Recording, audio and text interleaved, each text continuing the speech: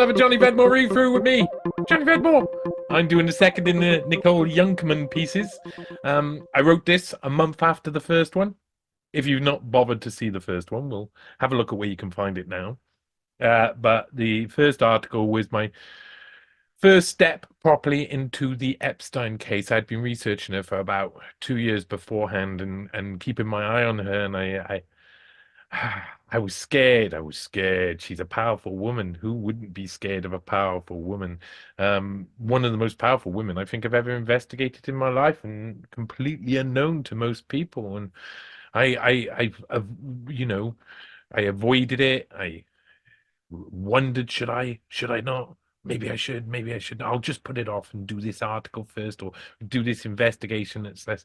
And then eventually it became clear that the Epstein case was taken over, and this was going to be fruity. And then I looked online and discovered, boom, there she is, part of the NHS Health Tech Advisory Board. And I was like angered, incensed. How dare you enter into our socialist health system that is going to be destroyed by COVID anyway, I said. And I went and I investigated Nicole Junkermann. And I wrote this, the first article, which maybe you've read the read through, heard the read through, maybe you've read it. Maybe you've just heard about it somewhere else or heard me talk about it somewhere. But it was a very interesting piece that showed she was an extremely powerful woman, Countess Ferdinando Bracetti-Peretti, now married to the AP oil baron Ferdinando Bracetti-Peretti, who him and his brother Ugo run the company now. It's a big company too, and it was from a very historic family. Their mother was the first female general in Italian history. That's how high up they are in the old Italian family, Knights of Malta. So obviously she's got power. She was involved in FIFA corruption, ended up with having an affair with the married head of Adidas, who later on died of leukemia or cancer. His sister is one of the ones on Seinfeld. It was his cousin. Well, it's one of the two. They've all got these weird links all over the place. But we'll get on to that one another time, won't we? We'll get on to that one on the next one, on Nicole Junkermann 3.0 model on Mossad. That's the next read through we're going to do, and that's the next one I'm going to bring to you in audio version. Because that's what this is, isn't it? We're doing audio versions of it, but also you can come watch it on YouTube, and that's probably where it's probably going to be digested most. And Rockfin and Rumble, I would hope that you go to the independent platforms, however independent they are nowadays. Who knows? You know, soon everything becomes corrupt in the end, which is kind of what we're looking at with our whole system, isn't it? So exciting. The second Nicole Junkermann piece. It was July 2019. I had printed an article that kept me awake all night, and the backlash was significant straight away. I knew that I was in trouble. I knew I also hadn't found something that really bothered me, and I don't think I was a good enough investigator to find it out then. I don't think without a bit of luck, I would never have got to this article. Just that's as simple as it is. Without the luck, without just a little something happening, the universe working out, then I wouldn't have got there. But there's also an element to it that makes me think, well, maybe I didn't. Maybe this information was fed to me so that I didn't bother the UK police. I know that sounds a little bit funny, but I had a source. I had a source. And that source said he read my first Junkermann article, which isn't an unlikely thing. It got round the place. And he told me that he was there that night, and then told me a load of information that only somebody who was there that night could know. And that was really interesting. And I had to be really careful because there was only a certain number of people who were there that night. Maids, cooks. It wasn't a big party happening. It wasn't a big party, and we'll get into what was actually happening. But I think the best place to start is sharing the screen. I'll show you where you can find it. Most of you probably already know where you can find my work, but we'll go on to Google Earth and I'll show you where Jeffrey Epstein and Nicole Junkermann went in 2002 between August the 31st, returning the 2nd of September, staying one full day at a very interesting place. So let's do it. I love this. I love this little bit. Ooh. I got up into the corner of the screen, disappear, and you are here on JohnnyVedmore.com. Look, there she is, Nicole Junkermann, right in front of us. Nicole Junkermann 1.0, the Epstein associate nobody's talking about, and nobody was talking about her, and still, even now, it's hard to get people talking about her. If her name comes up in one of these lists, one of these famous lists that gets everybody riled up every few months, well, it's likely going to be that her name is going to be redacted by a massive amount of lawyers and suits and all sorts, because she's like invested in everything from SpaceX to Revolut. She's got money, money, money, and she knows how to use it. She knows how to use it. This girl knows how to use it. And of course, you can find a lot of the links to the articles here at johnnyvedmore.com. This is my place, which is my I suppose you could say primary website, where you can find links to all of these the different things I put out as I put them out. And there's a drop down menu up in the corner. Allows you to support me if you can do. I need your help now more than ever. Please help me get to the point where I can do this. And I'm not a lazy person. Look at the amount of work I put out. Honestly, your support means I can do this consistently on a full-time basis, because at the moment I have to look for some sort of work on the side, and I don't want to compromise anything. That includes, I don't want to end up working for people who don't let me say the truth. And I would prefer to be as independent as possible, at least have my own ability to be independent whenever I need to be, because it is vital for the type of journalism I do. I don't do the journalism most people do. I do journalism that needs to be done. So you can see the featured articles here. You've got the Schwab series up top there, Non-Governmental Octopus, the Pottinger series below, the Welcome 5 articles. You got Pablo Miller, the Nicole Junkermann articles, David Shaw and the Rise of Jeff Bezos, Event 201 to Cyber Polygon. I co-wrote that with Whitney Webb. The Father, the Son, and the Mencius Mole Bug. That one caused me real significant trouble in my last relationship. Same person. Dark Trace and Cyber Reason. Theresa May's Father. That was one of my first biggest articles. The Genetics of Bill Gates go back in Bill Gates' history to the 1300s, maybe even the 1200s. Kirby Your Enthusiasm, about Kirby Summers, the Epstein researcher who isn't all she seems to be. Edelman PR, the right-hand man of Klaus Schwab, Porton Down's ideological cloud, going back through the history of Porton Down and a lot of the experimenting on human beings in the UK especially. Who is Ireland's Barbara Hewson, an extremely interesting article. Daniel Korski, which is the fourth of the Junkermann pieces, and he's going for Mayor of London. And you got Tim Westwood about my experience working in the Hilton Hotel as a night porter once upon a time, a naughty night porter, I have to say. I was a naughty boy. And Tim Westwood staying and witnessing things that were obviously suggest that he was doing the same as Epstein was doing, bringing back very young girls and giving them off to people. But he wasn't, of course. Tim Westwood is no Jeffrey Epstein, that's for sure. And then you got you got links to other shows there that I do. So of course I do the NEWSPASTE podcast, do News Theory, which is just starting off. I'm only doing News Theory whenever I feel it needs to be done. So I did the one, The Great Reset is a conspiracy theory, and then Palestine is a conspiracy theory. These ones are very important for getting a point across about conspiracy theory. So News Theory is about that. NEWSPASTE is fun. That will be every now and again. I'm thinking about taking it live so that I'm interacting with you as we're going through the news in a way that's really fun and really epically over the top, because I really do love being silly in NEWSPASTE. And Newshound goes through the individual useful source material in each article, and some other newspaper archives and subjects in the newspaper archives. Audit everything, of course, me traipsing around the streets of Cardiff and other places, including Santiago and other places, and auditing police, but basically auditing everybody and everything, and seeing what's going on in the world. And of course, you can then go to newspaste.com, which is my my other endeavor. I'm hoping to get more people involved in NewsPaste over time, and this is an important place as well, because I mean, straight away you can see you can support me via Patreon and support me via buy me a coffee. Those two things are really important to me, because they keep me going at the moment. I don't care how you support me at the moment. Anything that can be done can be done. There's a support part there that leads you in different ways as well.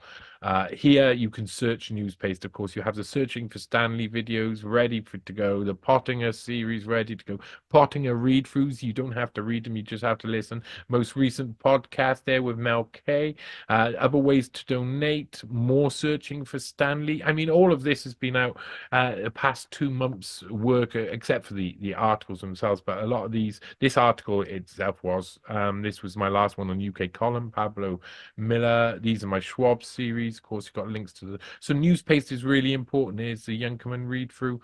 It allows me to really showcase a lot of my work, but also get to things like this, which is training, the Davos slide training. So you can go through a lot of this, and then NewsPaste, of course, the Pottinger News Hounds and stories, the Epstein 101 series. Each one of these articles I adapted from my research notes for helping with One Nation Under Blackmail when I was researching and writing parts of that line for line.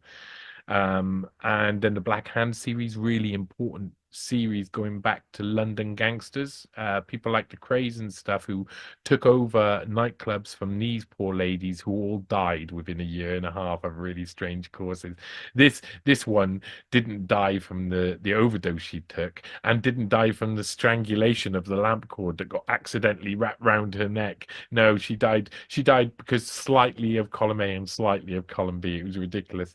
And she died in a gas after being found in a gas-filled flat. Esmeralda's barn later got bought out by the Craze, and this man here, Horace Divin, who is really the guy who seeded the satanic panic into the world in a proper way, in a more cartoon way. He was the guy, the man in the mask parties, the satanic sex parties, all Horace Divin. He invented them all, and he did it with his wife, Mariella Novotny. She was smuggled out of JFK's bedchamber by the FBI, smuggled out of the country by CIA and FBI, was obviously compromised. Mariella Novotny was one of the most interesting people, all of those involved in the Profumo affair that led to the downfall of the British government a few years after that.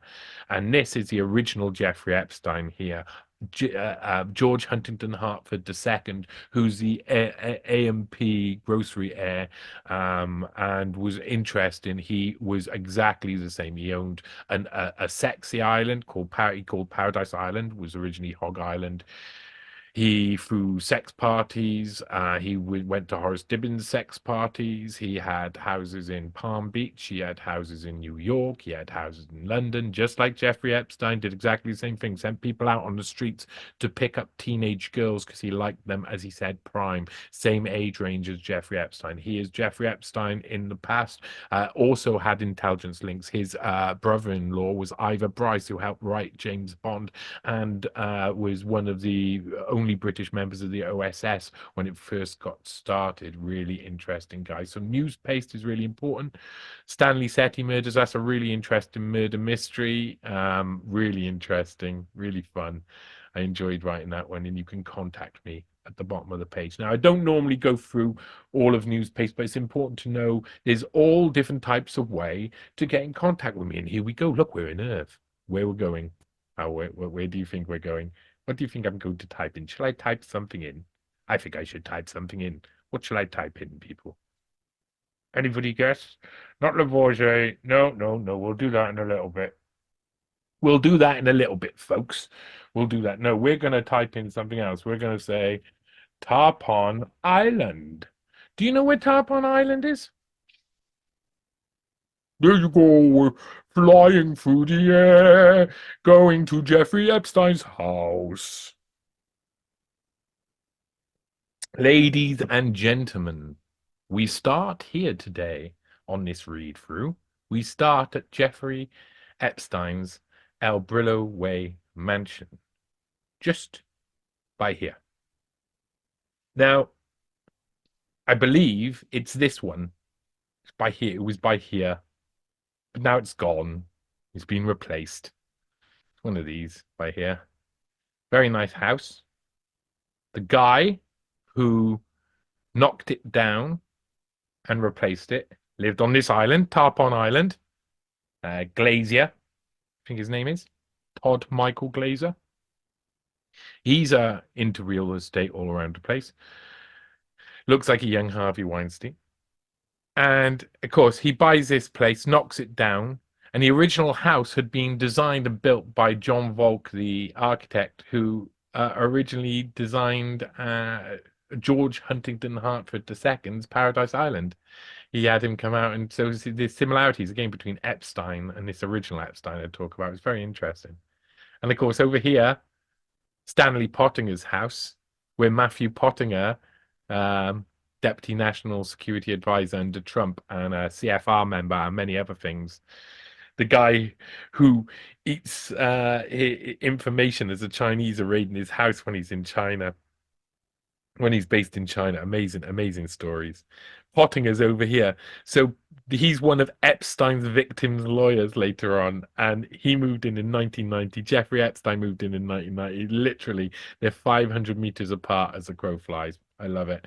But we're not stopping here. You know, this is where Jeffrey Epstein hung out. That was his house of hell. And we're going to a few places. I'm going to go to a couple of places, make this a bit interesting, because remember, we're talking about jet setters.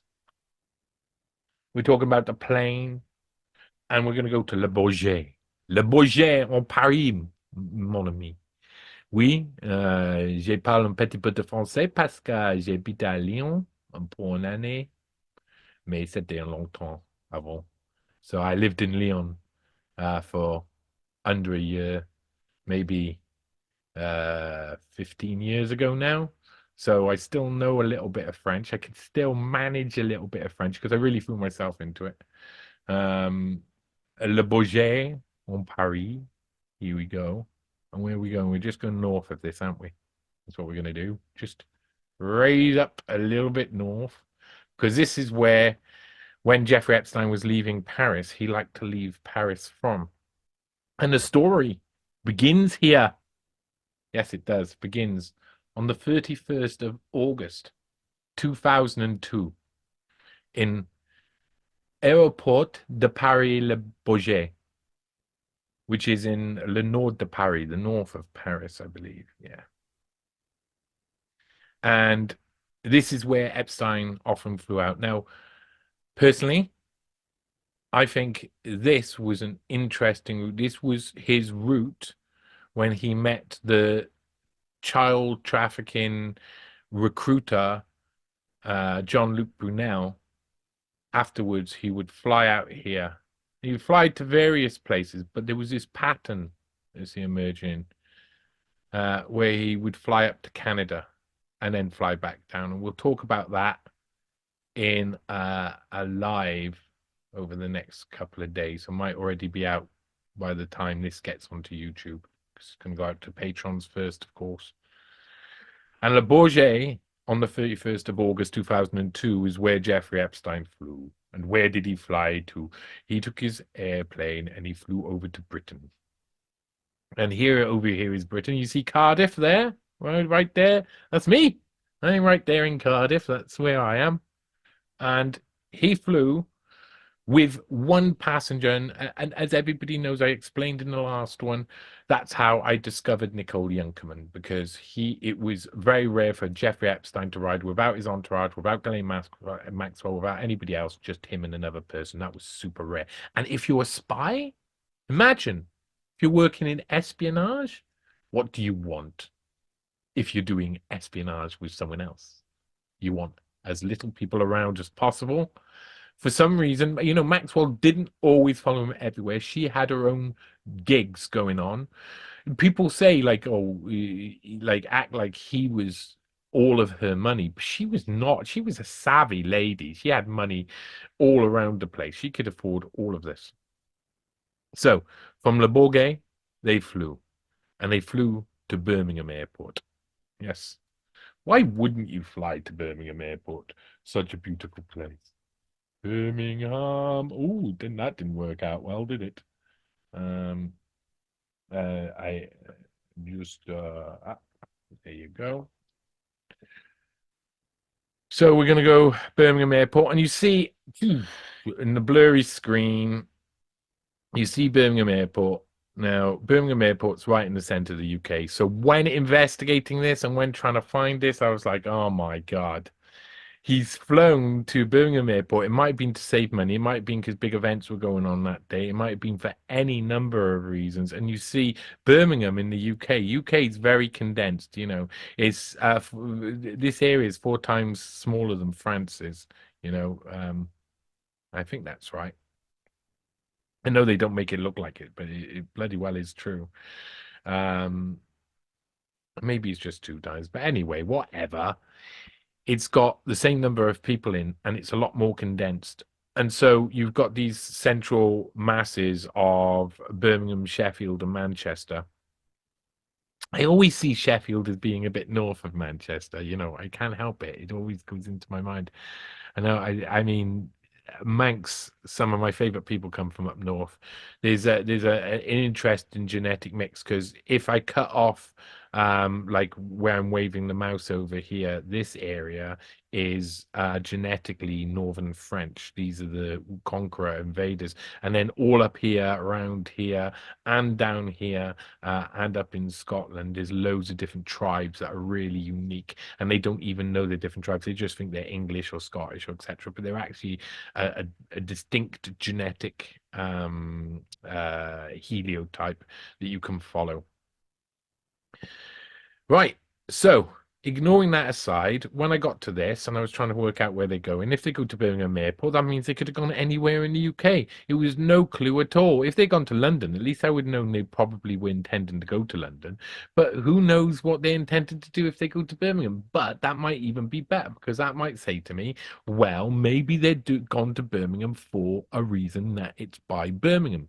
And it took a while, but eventually the answer became clear. The answer became very clear. One day, somebody phoned me. They emailed me, and I gave them my phone number, and we talked on the phone straight away. And it was a very interesting call because he gave me some information, and only people who were there that night would know. And it confirmed that he was probably there that night. And so I took all the information down and I wrote this article. And let's show you. I'm looking up close because I have no idea where my glasses are. Foxcote. God damn it. And also the keyboard I use is a portable one I can pick up and go and take somewhere else, but it means it's a bit smaller, so it's hard. Here we go. Here we go. Right. So let's not go in there quickly. Oh my God. Look how quickly they wanted us to go into Foxcote House. Let me show you something. Let me show you something. Let's come out a bit, yeah? Let's come out. It's such an interesting place, this. So there you go. You see the south of Birmingham. So that's where Birmingham Airport is. And that's Foxcote House. That's where they would go. From Birmingham Airport, from there, they would fly by Bristow's helicopter across to the helipad at Northcote House. Now, likelihood when you're being flown out by helicopter to such a short space, if you're having a helicopter, you're probably going to have a helicopter ride, little ride, and there's a lot to see if you were to go over the helicopters around here. This is just, I mean, this is just across the way. It's hard because if things aren't loading up here for whatever reason. But this is just across the way from Oxford over here in Oxfordshire and Chipping Norton and all of the other extremely rich places that exist over here. And so where are we here? Right, you go. See, everything's catching up with it now. Broughton, Drayton, ooh, Banbury, which is of course, and then you got the Malton places. Oh, again, Middleton. No, Malton's down in the south. Drayton, you've got some. These are all very wealthy places. These are all very wealthy places. And one of the wealthy places that is nearby, of course, is the home of Shakespeare, who actually lived just outside originally, but of course Stratford upon Avon, where straight away you see Shakespeare popping up. So it's a beautiful area. Anybody who's been here knows North Warwickshire is one of the most beautiful areas you can possibly imagine in Britain. It's gorgeous. And right there you go. Right there is Foxcote House, and it's out in the middle of nowhere. You don't realize how out in the middle of nowhere it is. Look at all the fields around. Now, if you were a rich person and you didn't want anyone near you and you didn't want anybody to be able to go past you, yeah, what would you do? You would buy up all the land, wouldn't you? Now, question why Bill Gates and people like that buy up all of the land. Do they do it just for themselves, or do they do it to keep their buddies out of the way too? So, there's a lot of people who live around this area, and we'll see that within the article. But this is where they went. They landed in a helicopter at Foxcote House. And you'll see there's multiple different parts of the house. There's the old mansion house, which isn't slept in that much. The actual Foxcote house itself, I'm not sure if it's that. And there's like a work place out the back, and it's supposed to be a hunting lodge, hunting retreat.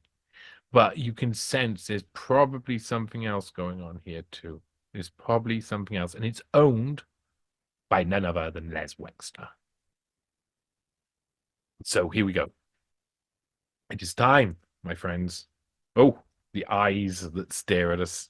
The eyes. Thank you for joining me on this. This is a read through. I'm going to take a little drink, maybe a little smoky beforehand. See if I can stop the YouTube algorithm seeing it. I lifted up the cup. Oh my God. There is steam coming from the cup. See? But yeah. So, YouTube algorithms don't like you smoking. Here we go.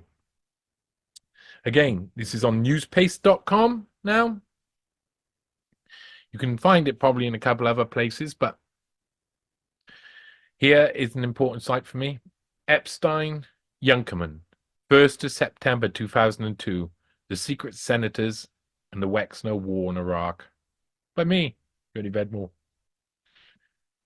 While many of the talented people on the independent news scene were uncovering new information about the glamorous Nicole Junkermann, I was focused on the one question that remained unanswered from my initial article. What were Jeffrey Epstein and Nicole Junkermann doing in the United Kingdom from landing on August the 31st, 2002 until leaving on September the 2nd?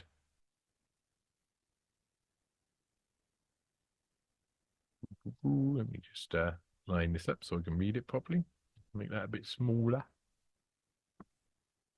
There were so many clues to the whereabouts of Epstein and Junkermann from a very limited amount of information. They had flown on Epstein's private jet from Paris Le Bourget Airport, and they had chosen to land at Birmingham Airport. So the first question was, why Birmingham? Britain is littered with viable airports for a billionaire to land his swanky jet. Birmingham in 2002 was not renowned for being a hangout of the glamorous and often seedy billionaires of the world. I sifted through thousands of old archive websites trying to locate any blip on the radar. Maybe I'd uncover some little story in a local newspaper reporting a misplaced boast from a talkative cohort, but the hunt was fruitless. I eventually found out that I was never going to discover anything related to the night in question in the press. This was a very secret meeting. I had succeeded in narrowing down the search, which proved to be correct, but without something truly miraculous happening, I felt that I was doomed to never know the answer. I put a tweet out saying that I was still looking for Epstein and Junkermann's location on the 1st of September 2002, but in reality, I was losing hope.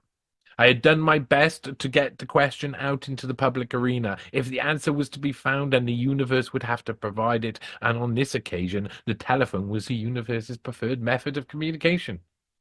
From this point on, I must protect my sources, so I'm going to start by giving you a basic roundup of the events of that weekend.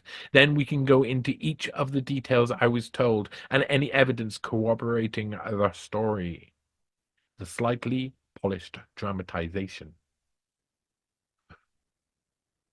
Jeffrey Epstein and Nicole Junkermann landed at Birmingham Airport, located southeast of the United Kingdom's second biggest city, on the afternoon of Saturday, August 31st, 2002. They were met by pre-arranged helicopter pilot, most likely a representative of Bristow Group. They were then flown 25 miles south to a secluded country house in the stunningly beautiful Warwickshire countryside. If they were to fly another 20 miles southeast, then they'd have seen Blenheim Palace, resident of the Dukes of Marlborough, all of them. And en route, they'd fly over Chipping Norton.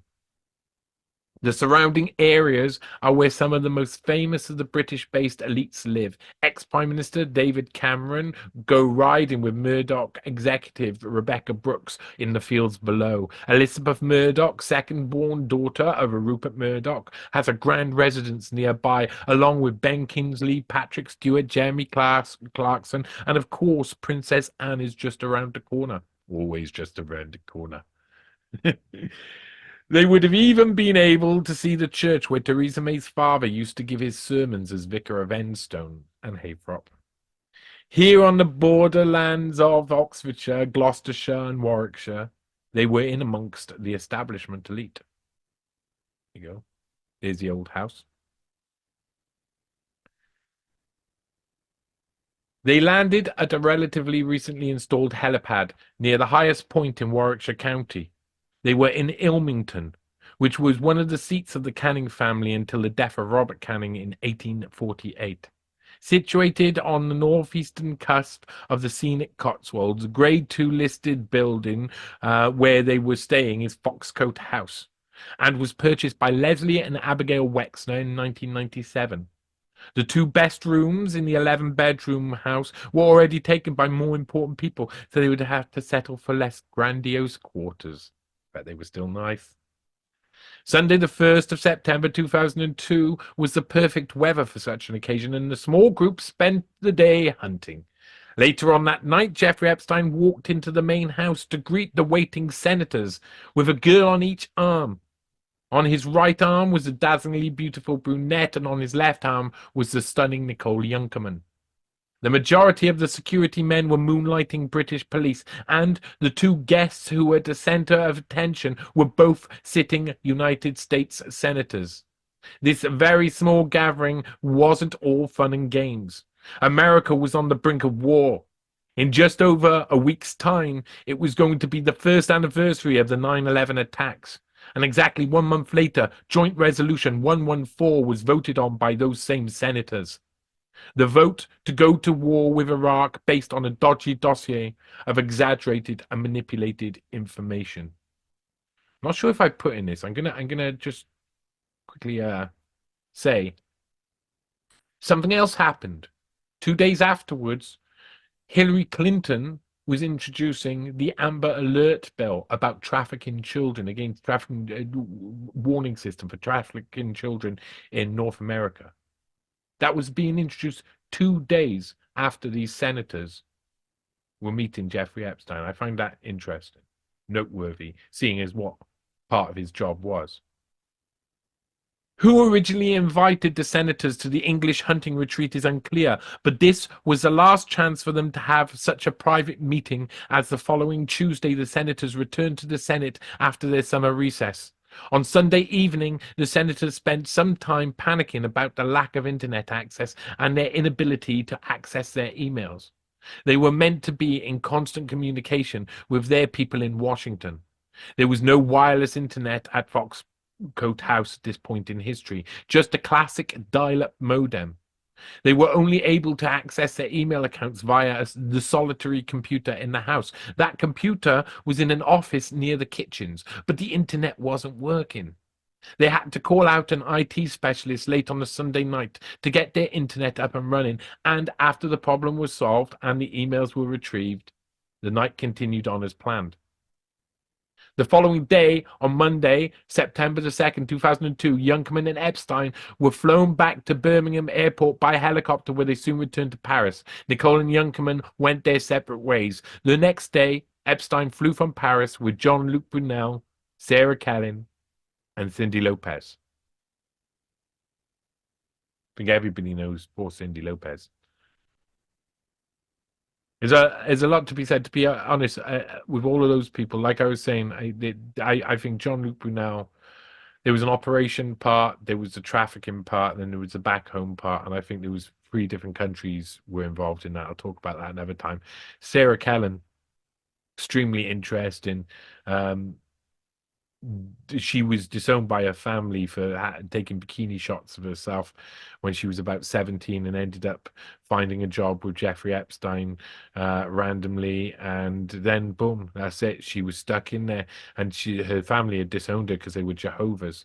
So she was left with no one, and then she was writing back to her parents that she was really worried about what was going on. So I don't think that a load of the named victims made her the only girl there who was, somehow responsible for it all. But there was a lot of girls there who weren't responsible for it all. So I don't understand that. Information breakdown. The account above is what you can extrapolate, or what I can extrapolate from the information which I received. It was now a matter of verifying the information given and starting to hunt for the unnamed US senators. Here's the reported details below. The helicopter firm used was Bristow's. The meeting was held at Foxcote House, Warwickshire. 2 United States senators were present. Les Wexner and Abigail Wexner may not have been present. All the talk was about the invasion of Iraq. It was a supposed hunting trip.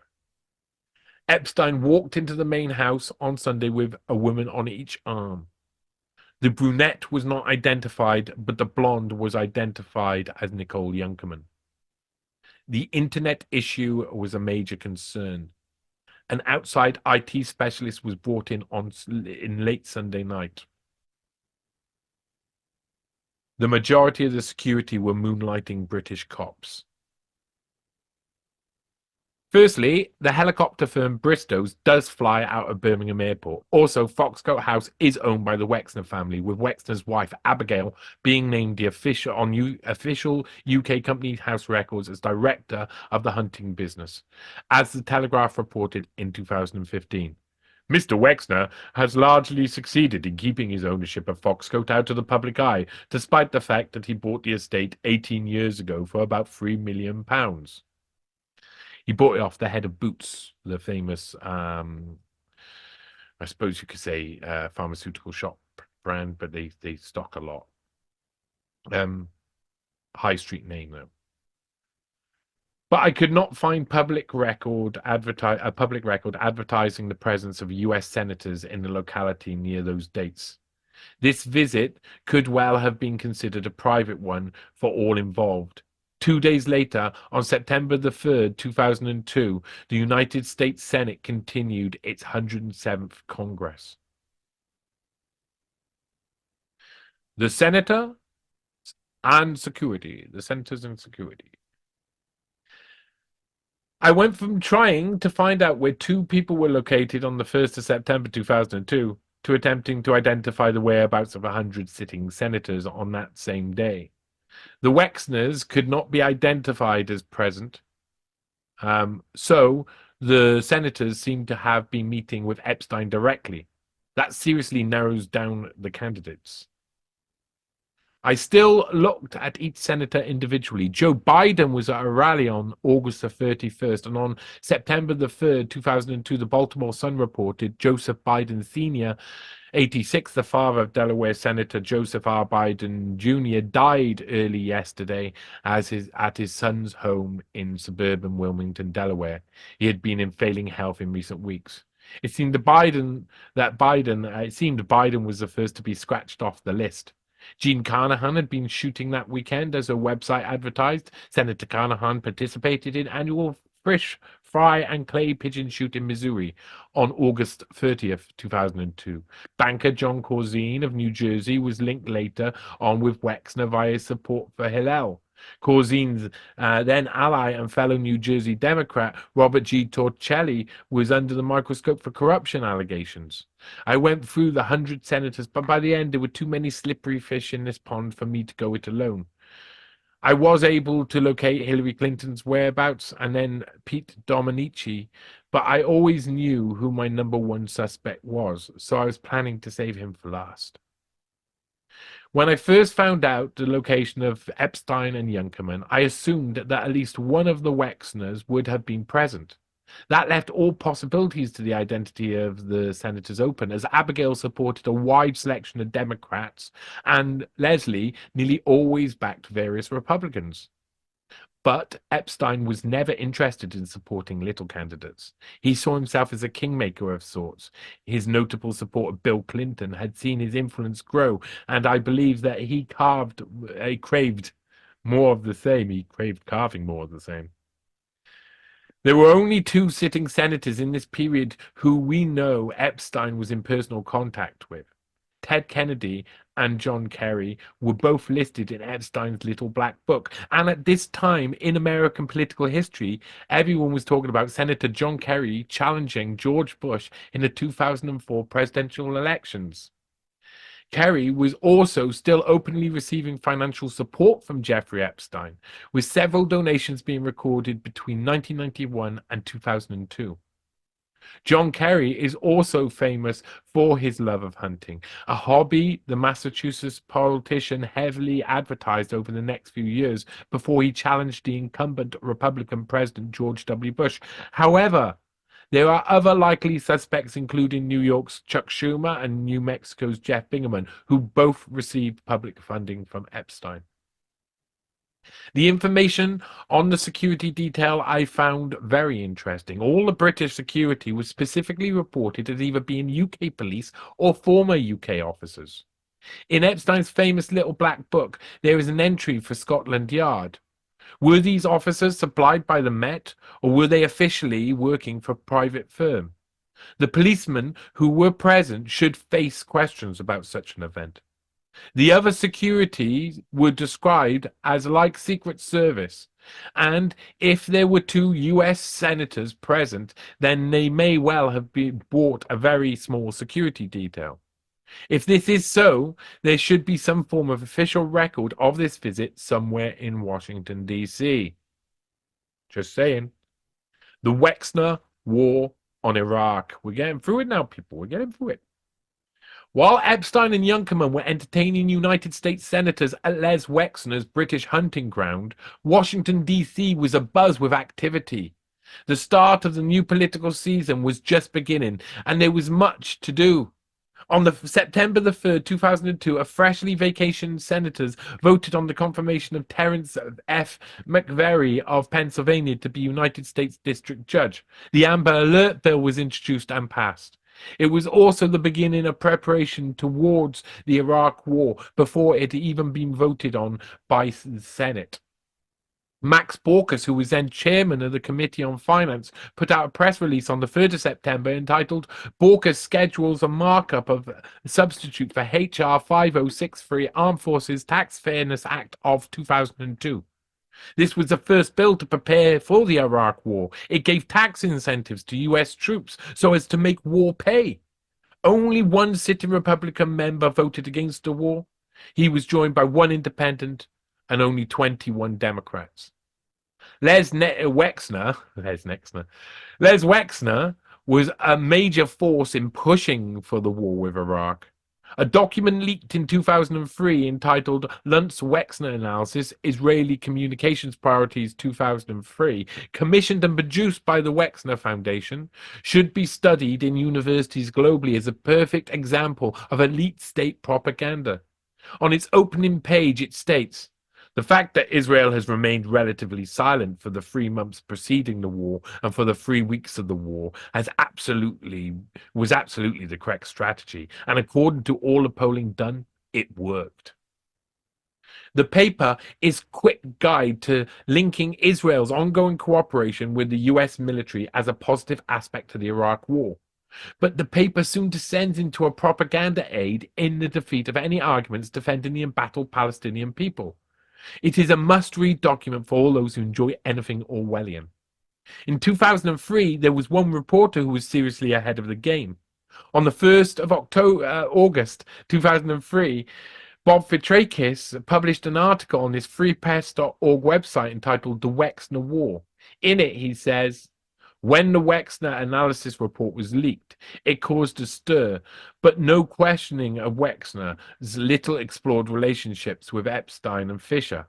Frank Lutz, sick, because it was Frank Luntz, the Republican Party pollster and spin doctor, prepared the Wexner analysis. Luntz's report essentially outlines a political PR campaign as the post-war dust settles over the Iraqi desert. Fitrakis finishes his enthralling article by stating lobbying groups like the Mega Group and government insiders like Wolfowitz and Richard Pearl are engaged in a systematic campaign to identify Israeli national security interests with the US military and security interests. The Wexner analysis merely documents these extensive, often covert campaigns that deserve public debate and democratic discourse, not secret PR campaigns. Maybe Epstein was simply lobbying the senators for his pal and probable fellow agent, Leslie Wexner. I say fellow agent. Wexner had multiple links with all sorts of American intelligence people and with Mossad.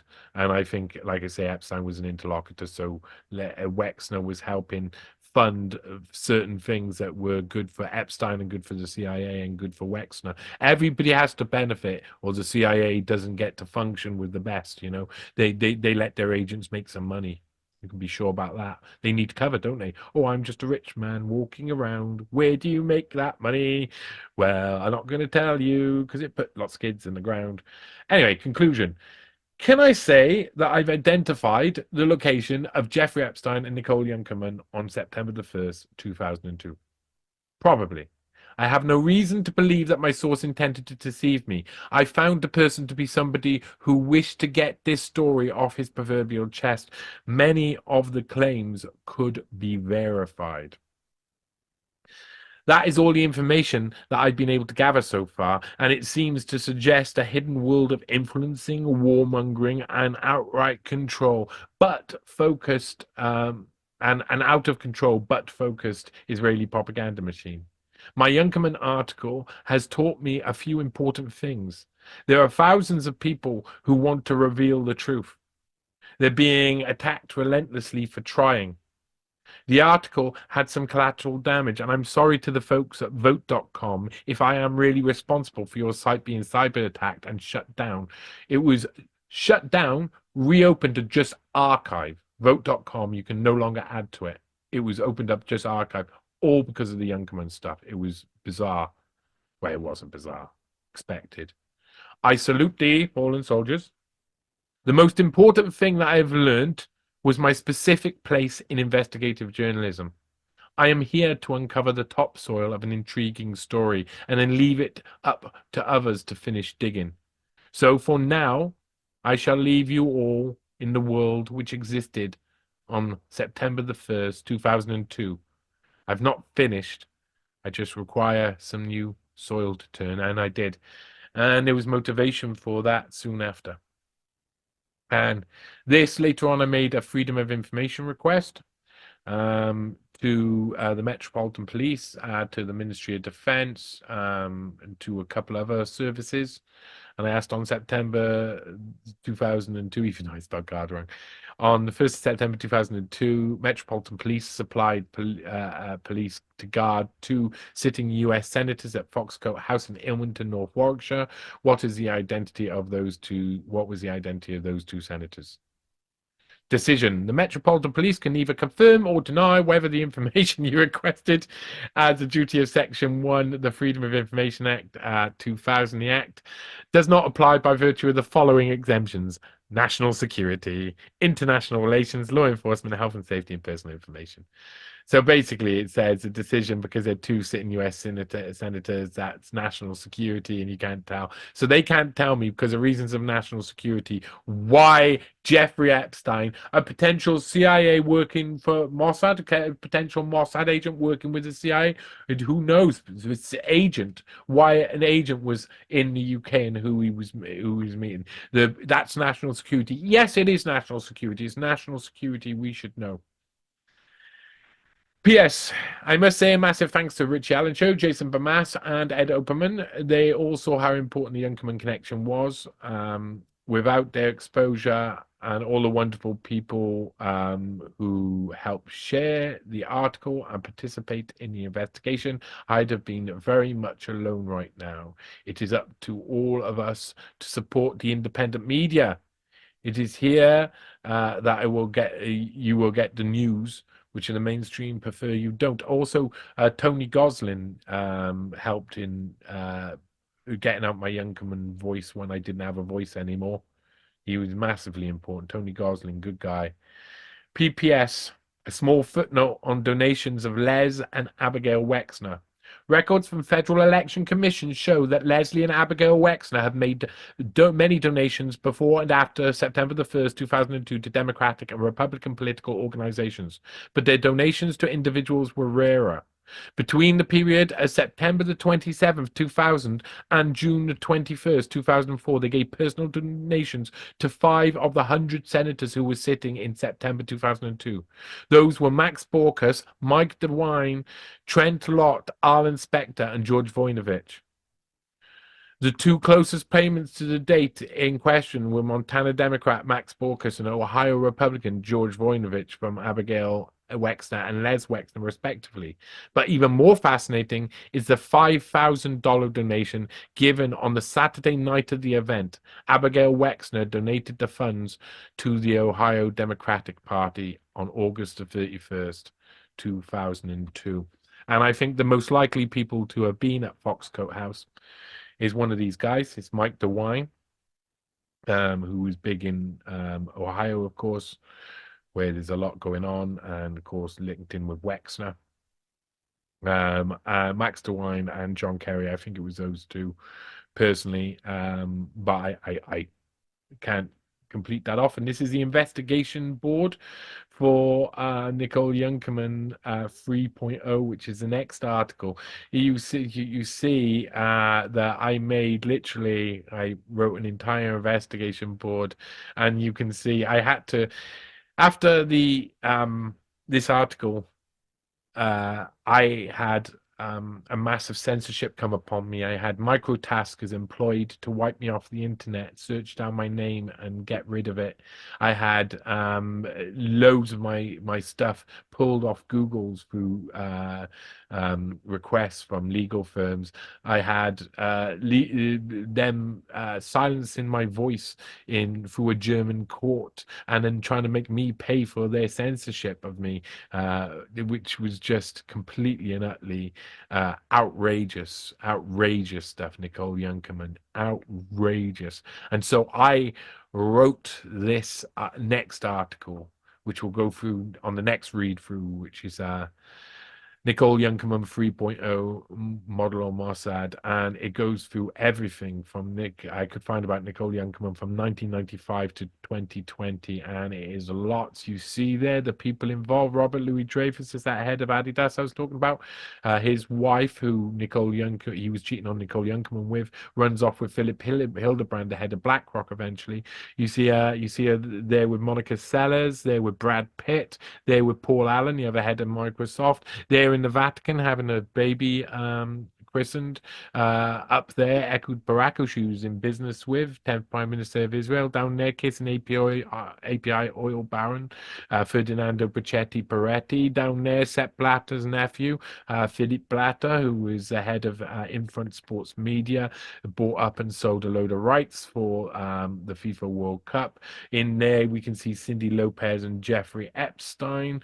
And down here, of course, we got Wexners and other things. So a twisted web that is weaved. And down here, Health Tech Advisory Board and Nicole Junkermann meeting Theresa May. There she is in number 10, Downing Street. And the fourth of this is this man who aims to be mayor of London, one of the mayoral candidates, Daniel Korski, who you cannot trust this man at all. You cannot trust. This article goes through everything I could find about him. It was well ahead of anybody else, and no one saw him coming. I saw him coming a mile off. A mile off. I saw him in 2019 is when I first noticed him and really started like looking into him, and that article was from 2020. And then down here you can watch an episode of Searching for Stanley if you do choose. And again, listen, buy me a coffee or become a patron. I need the help. I need the help. I need to keep doing this. I need to keep doing this work and keep doing read-throughs and getting this information out to people. And I'm a relentless worker. Look at my work. Contact me down at the bottom if you want to contact me down at the bottom. You can speak to me on things like X and stuff and all of that nonsense. And we have just spent our time in Foxcote House there. There you go. Foxcote House in North Warwickshire, where Epstein and Junkermann were. It's a very interesting web they weaved, isn't it? Isn't it indeed?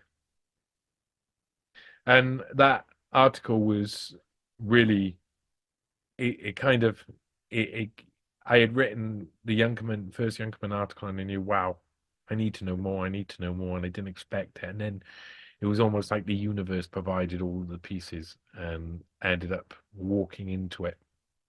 And I don't know if it's, with this, always be suspicious if you get handed a story so easily. But I was looking for this story. I was putting out word that I was looking for this story, and then I found it. So I don't know which one it was. Whatever, I think I got roughly the truth. That's what happened, and those were the players involved. And there was hardly anybody. There was no big party going on in Foxcote House. It was 2 women, Jeffrey Epstein, 2 senators. Work it out. You know what happened. We all know what happened.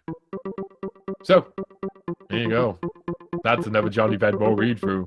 Support me. Retweet, share, like, subscribe, whatever. Just do it. Just do it. Keep in touch. And there will be more to come. I promise you that. More to come.